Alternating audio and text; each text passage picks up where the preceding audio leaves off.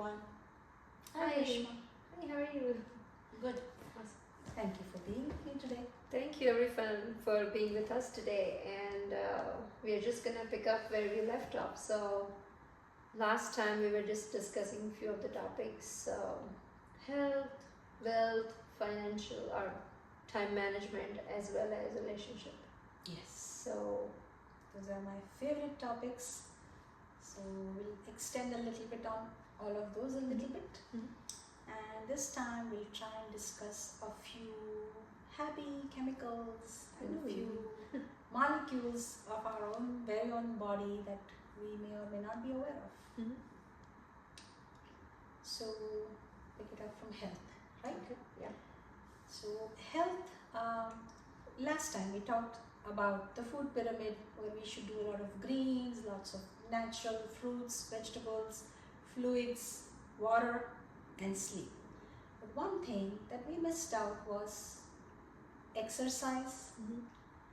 Now it's no news, but doctors today are more and more pressing on regular exercise, and not just exercise but a step ahead exertion where you should become breathless. They literally say that. I met this doctor who would say you have to be breathless when you exercise, not just a easy happy walk. And sweat it out. Yes. Why so? What does it do? I mean, a sedentary lifestyle, what's the harm in that? Be a couch potato. No, we all, yes. Does it release good, happy hormones? Yes, happy hormones. And it can be in the form of jogging, running, walking, yoga, but some form of mobility. Move your body, right? So, does it have to be every single day? No. No. We cannot afford to sometimes do it every single day. So I would say alternate days, 4 days a week, even 3 days a week. Be happy. Don't beat yourself about if I cannot do it every day. Oh, I missed my walk today. But please do it at least 3 times a day for at least 60 minutes or 90 minutes. I like mine when it is at least 90 minutes. And during those 90 minutes, what all can you do? You can go for a walk, you can go for your gym, you can go for your yoga. For a walk, we usually go into our neighborhood or in a jogger's park, at a beach. So that way, we are getting our outdoor time. We're getting our sky that we talked about. Yeah. We're getting our sun. Even if you do it at night, you're still getting your outdoor time, you're getting your oxygen supply, and you basically break away from whatever it is that you were doing, whether it is home or office or kids, anything.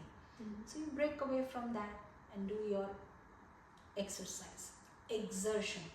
So what I normally end up doing is, if I'm in the neighborhood, sometimes there is traffic, sometimes there is a phone call happens, or sometimes your own thoughts slow you down.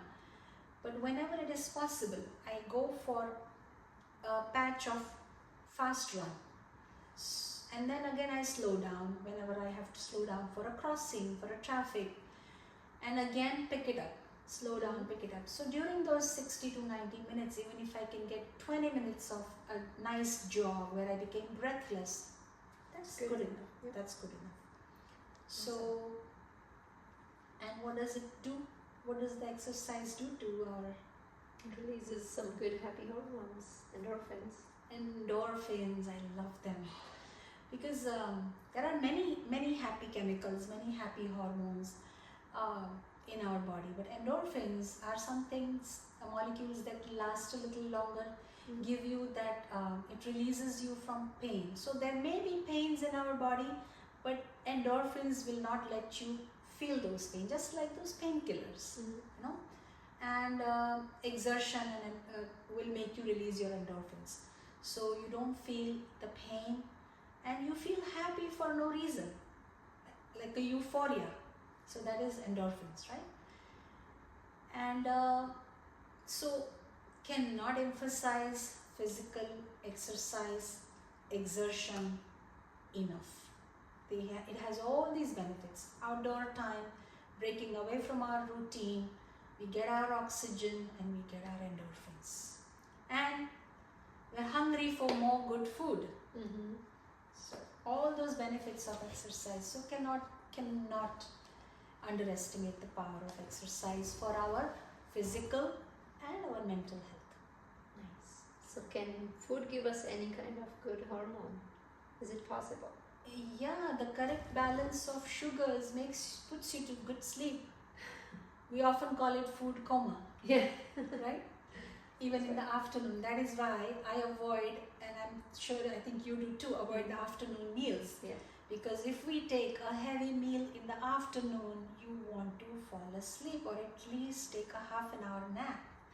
But if I avoid my afternoon meal or make it just a salad or a nice smoothie or a drink, then I know you do that regularly, right? Just good So, for you. and then you can continue till 6 o'clock, 5 o'clock happily. Have your dinner, supper at 5, 6 o'clock, and then another 2-3 hours of awake time works perfectly. So have a good breakfast, very light lunch, and a decent dinner has been working out well for us, right? Yeah.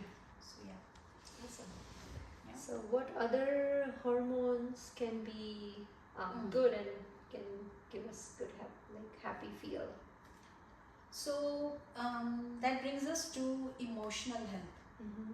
So every emotion that we experience, and we experience so many different emotions. We are irritated sometimes we are frustrated, sometimes we are happy, sometimes we are sad, sometimes we are angry, sometimes we are cheerful, sometimes we are tearful. So all those emotions, tragic, comic, anger, sadness, so they all have a bunch of chemicals associated with them. Mm-hmm. So we talked about endorphins, which are released during exercise, and there is serotonin, the happy hormone, happy molecule, and it is often given as a prescription to individuals who are depressed. Why? Because serotonin is associated with happiness, and diminished serotonin is associated with depression. And serotonin production is also affected largely because of sun exposure. Mm-hmm. So we need our sun for that as well. Mm-hmm. So sun also makes you happy and cheerful, and that is why sometimes on cloudy days or on gloomy days, or if the monsoon is really like you haven't seen the sun for some days, or at night time, often many people feel gloomy and sad. Mm-hmm. Serotonin has an important role to play in that. So that is serotonin. Then there is dopamine. Mm-hmm. It's like temporary, quick but happy feeling. And there is oxytocin. So oxytocin is also called the love hormone, but not necessarily between a couple or whenever there is a romantic relationship involved. But oxytocin is released every time you feel socially accomplished. Try to recollect that feeling that we got after the party or after each party. You meet people, you talk, you bond with everyone, you feel like you made a new friend or two, or just seeing everyone in a relaxed mood. Social bonding brings your oxytocin levels up. Or simple hugs to your friends and families. Hugs, cuddles, kisses from loved ones. Even the sight of a really loved person, parent, sibling, child, spouse, makes you very happy, a dear friend, and it definitely releases oxytocin in your body, and it gives you a very happy feeling, uplifted, right? So that is, we talked about endorphins, serotonin, dopamine, oxytocin, pitocin, and what can make you cry. There's something associated with tears also. So when they analyzed tears, literally the tears, they found in it some prolactin. Okay. And of course some potassium, manganese, a couple of other chemicals. Mm. And prolactin is secreted when? Especially for moms who are more emotional, or Nursing moms. nursing moms. Right? Yeah. So yeah, breastfeeding women often become more emotional, sometimes tearful, experience that. So if you, those moms who do feel emotional during your breastfeeding phases, nursing phases, it's very natural because prolactin, which is secreted, which is required for nursing, for breast milk to be produced, also makes the woman emotional and often sometimes tearful in situations that can cause. So prolactin and tears, sadness Yes. are associated. So it's very, very much important for the newer moms to know it is completely okay. It's To be completely emotional. okay to cry. Please, yes, it's okay to cry. It's better to cry it off, because when we run, when we exercise or do yoga or anything exertion, you are also producing the good chemicals. Of course, too much, like a marathon, can probably burn you out if you aren't trained for it and if you haven't taken the correct diet for it. But other than that, an hour of exercise or two can only do you good, cannot harm you. So, and they not only produce good chemicals, but like you were saying, they also flush out so many toxins from our body. So you can only see advantages of running, exercise, exertion. So yeah, that was the bucket of chemicals that we wanted to talk about. And In regards to health. yes, with regards to emotional health. And there is one more, melatonin. Now melatonin is associated with sleep. So a good night's sleep means plenty of melatonin in your system, and that is a sleep hormone which is triggered only in darkness. So you cannot be in light, which is why they over and over again we hear and people say, doctors say to us that do not look at your screen, shut down your phone in the dark of the night. If your bedtime is 10 o'clock, then 10 o'clock shut off your screen. Lie in the bed before half an hour, watch your phone and then fall asleep. Or you can listen to some meditation, sleep meditation. But light will destroy the melatonin molecule, which is a beautiful sleep hormone, and it is synthesized during night time when serotonin levels go down, because serotonin makes you happy and excited. Melatonin calms you down. So it's a beautiful play of chemicals if we only give our body that all those exposures. And you asked me about food. So the food that we intake, I would really insist, most of us are blessed with good, nice foods. And when we love our foods, we tend to overeat. I think we should not do that. Kids, it's okay. But adults have enough reserves in their tissues, livers, adipose tissues, that we do not need to collect too many fats again, or carbs. So a low carb diet for adults is always advised. And carbs, proteins eventually break down into sugars. And yes, this episode is being a little bit of a biochemistry, but I'm sure many of you will enjoy, and I'm sure even high schoolers today understand all this, right?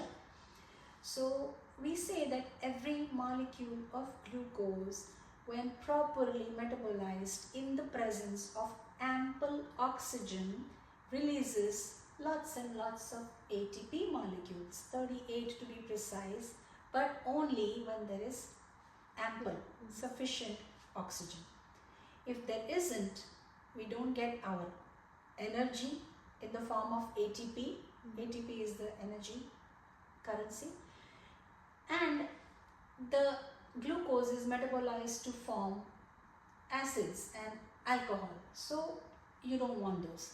When nice complete oxidation of glucose molecule happens in multiple steps, then you get carbon dioxide in water, CO2 is released through the lungs, and we all know this, oxygen and energy. So this only takes place in presence of enough oxygen and in multiple steps. If there is a shortage of oxygen at any point, then the metabolism of glucose further does not take place in the cell, and you do not get your enough energy. Welcome to the pranayam. We all know this, right? Yeah. Our ancestors, Just remember to breathe. just remember to breathe. Our ancestors have always told us pranayam, pranayam. So that's where the breathing exercise comes into play. So all in all, yes, exercise is good for mental health, for oxygen, for good happy hormones to be released. That's exercise. And a low carb diet is always good. What else? Is there any special tip for us in terms of relationship? Yes, let's. I was thinking of this in the last week. So one tip for relationship today, and then that's it for today.